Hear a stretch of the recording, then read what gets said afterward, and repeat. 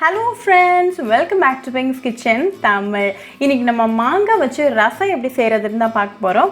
இது ரொம்ப ஹெல்தியான ரெசிபி. உங்களோட இம்யூனிட்டியை நல்லாவே பூஸ்ட் பண்ணும். சோ இந்த ரெசிபியை பார்க்கறதுக்கு முன்னாடி இதுக்கு தேவையான பொருட்கள் என்னென்னன்னு பார்த்துட்டு வந்துடலாம். ஒரு இடிக்கிற கல்லுல 1 டீஸ்பூன் மிளகு அப்புறமா 1 டீஸ்பூன் ஜீரகம் சேர்த்துக்கோங்க. இத நல்லா ஃபைன் பவுடரா தட்டி வச்சிரலாம்.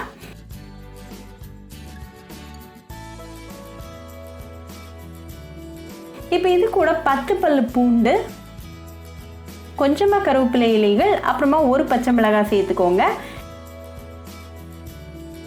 இத லைட்டா தட்டிடுங்க.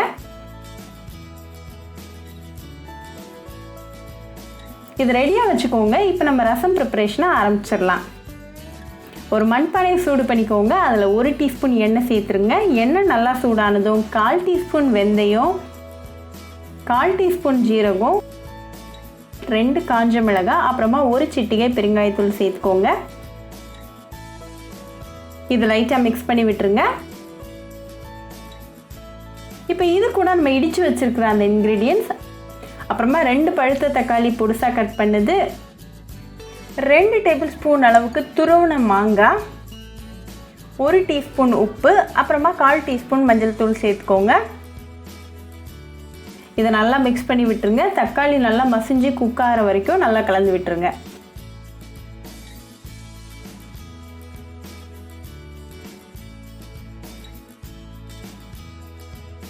இப்போ தக்காளி நல்லா வெந்தாச்சு. ஸோ இந்த ஸ்டேஜில் 1/2 கப் புளி தண்ணி, அப்புறமா 2 கப் தண்ணி சேர்த்துக்கோங்க.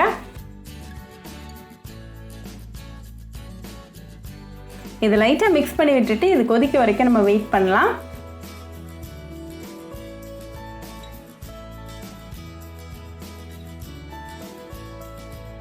இப்போ லைட்டாக கொதிக்க ஆரம்பிச்சிருக்கு. ஸோ இந்த ஸ்டேஜில் ஃப்ளேம் ஆஃப் பண்ணிவிட்டு கொஞ்சமாக கொத்தமல்லி இலைகளை சாப் பண்ணி சேர்த்துக்கோங்க. இப்போ நமக்கு சுவையான மாங்காய் ரசம் சூப்பராக ரெடி ஆகியாச்சு. ரொம்பவே ஹெல்தியாக உங்களோட இம்யூனிட்டியை நல்லா பூஸ்ட் பண்ணும். இதை சூடாக சாதம் கூட சர்வ் பண்ணி உங்கள் ஃபேமிலி அண்ட் ஃப்ரெண்ட்ஸ் கூட என்ஜாய் பண்ணுங்கள். கண்டிப்பாக அந்த மாங்காய் ரசம் ரெசிபி உங்கள் வீட்டில் ட்ரை பண்ணி பாருங்கள். ட்ரை பண்ணிவிட்டு எப்படி இருந்துச்சுன்னு எனக்கு கமெண்ட்ஸில் சொல்லுங்கள். இன்னொரு சூப்பரான ரெசிபியோட உங்களை வந்து பார்க்குற வரைக்கும் பாய் ஃப்ரெண்ட்ஸ். உங்களுக்கு இந்த வீடியோ பிடிச்சிருந்தா லைக் பண்ணுங்கள், ஷேர் பண்ணுங்கள், கமெண்ட் பண்ணுங்கள் அண்ட் மறக்காமல் சப்ஸ்கிரைபும் பண்ணிடுங்க. கூடவே பக்கத்தில் இருக்க பெல் ஐக்கானையும் கிளிக் பண்ணிக்கோங்க. அப்போ தான் நான் போடுற வீடியோஸ் எல்லாம் உங்கள் நோட்டிஃபிகேஷனில் வரும். உங்களுக்கு ரெசிபிஸ் இங்கிலீஷில் பார்க்கணுன்னா பிங்க்ஸ் கிச்சன் சேனலை பாருங்கள். சேனலோட லிங்க் நான் அந்த டிஸ்கிரிப்ஷன் பாக்ஸில் கொடுக்குறேன். மறக்காமல் செக் பண்ணுங்கள். இன்னொரு இன்ட்ரெஸ்டிங்கான ரெசிபியோட உங்களை வந்து பார்க்குற வரைக்கும் பாய் ஃப்ரெண்ட்ஸ்.